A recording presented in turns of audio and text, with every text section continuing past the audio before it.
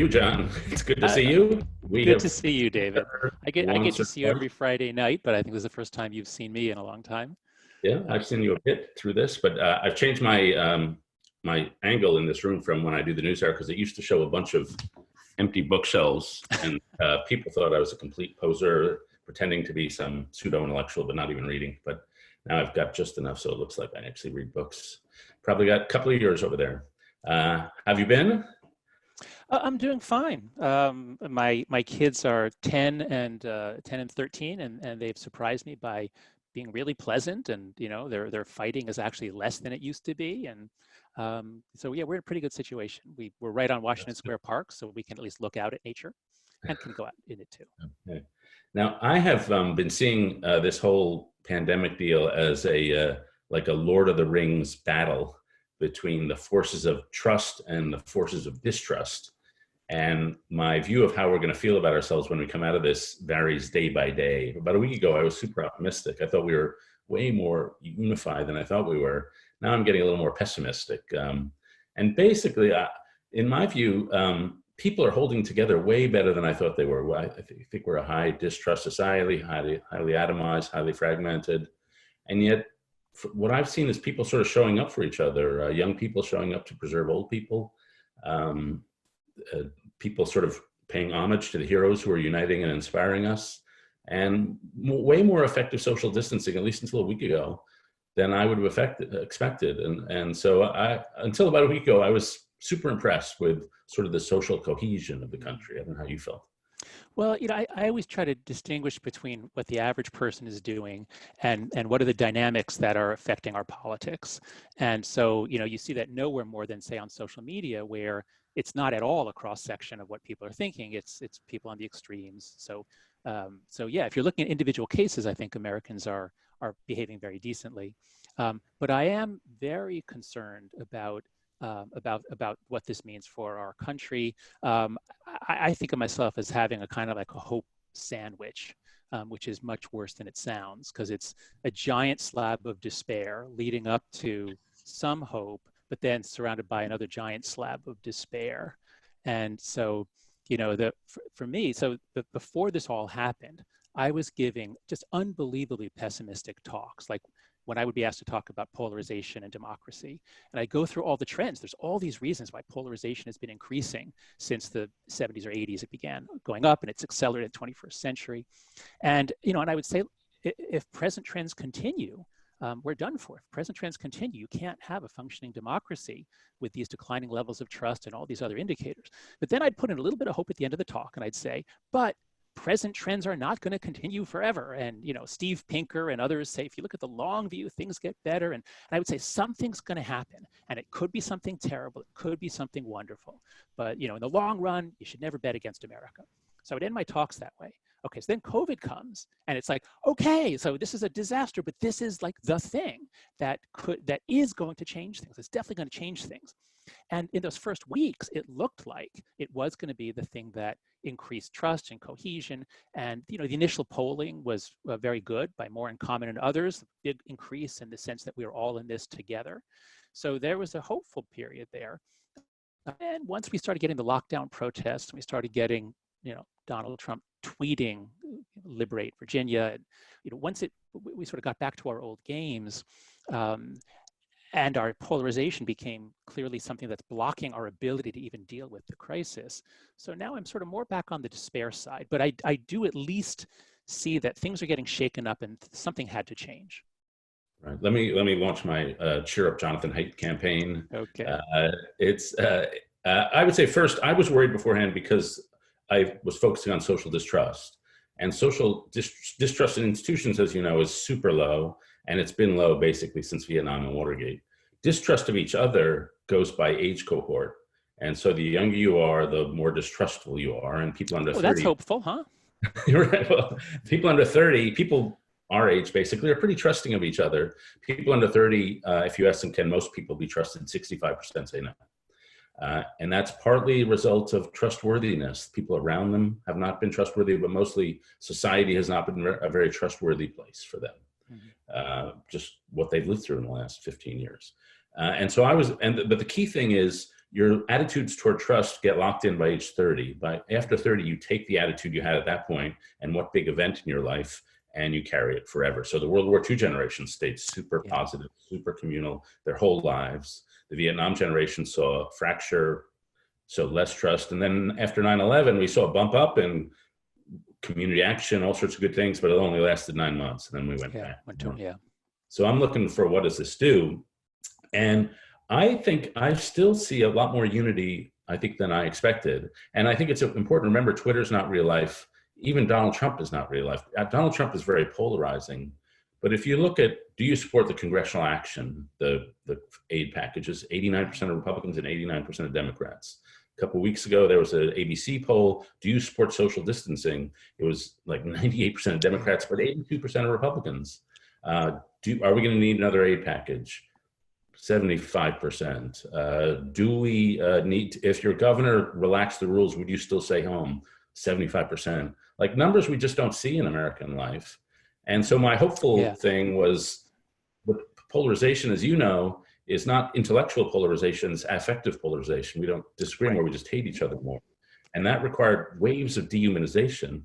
And my hope was that now we're seeing, which a much more humanistic force, we're seeing the humanity in each other, and maybe they'll reduce the affective hatred.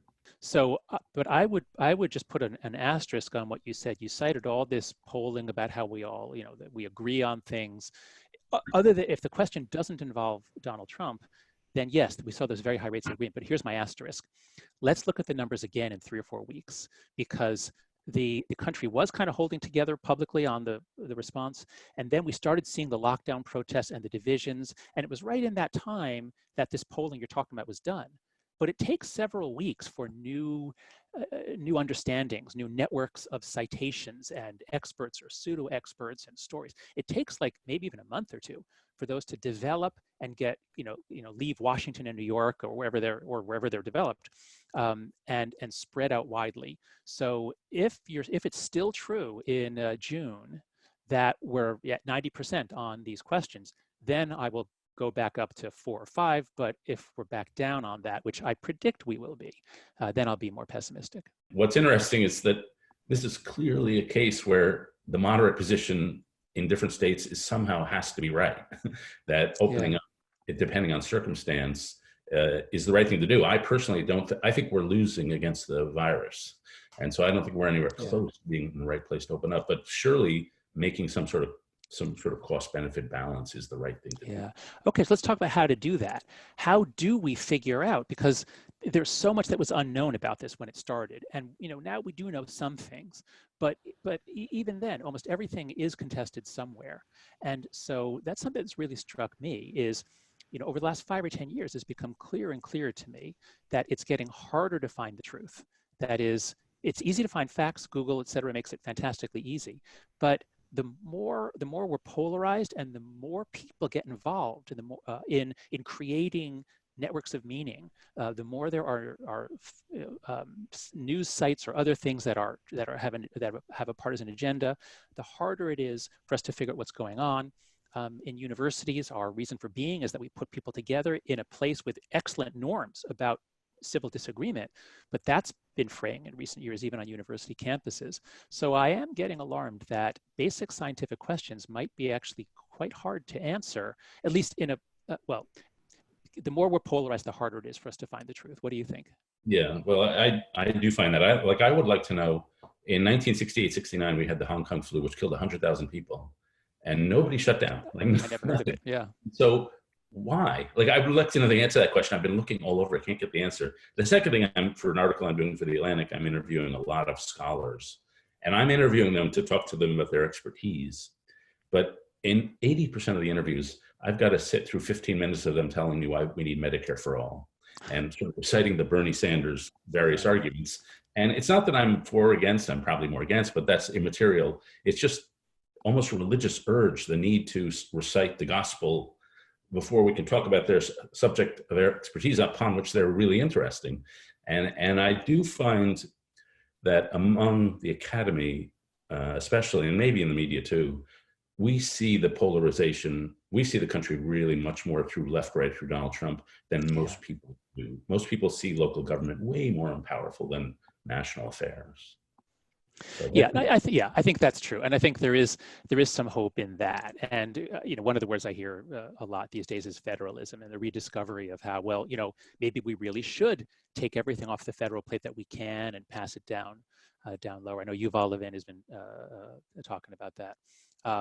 So things are going to change, and given that the way we were doing things nationally was not working very well, who knows? Maybe that's a silver lining.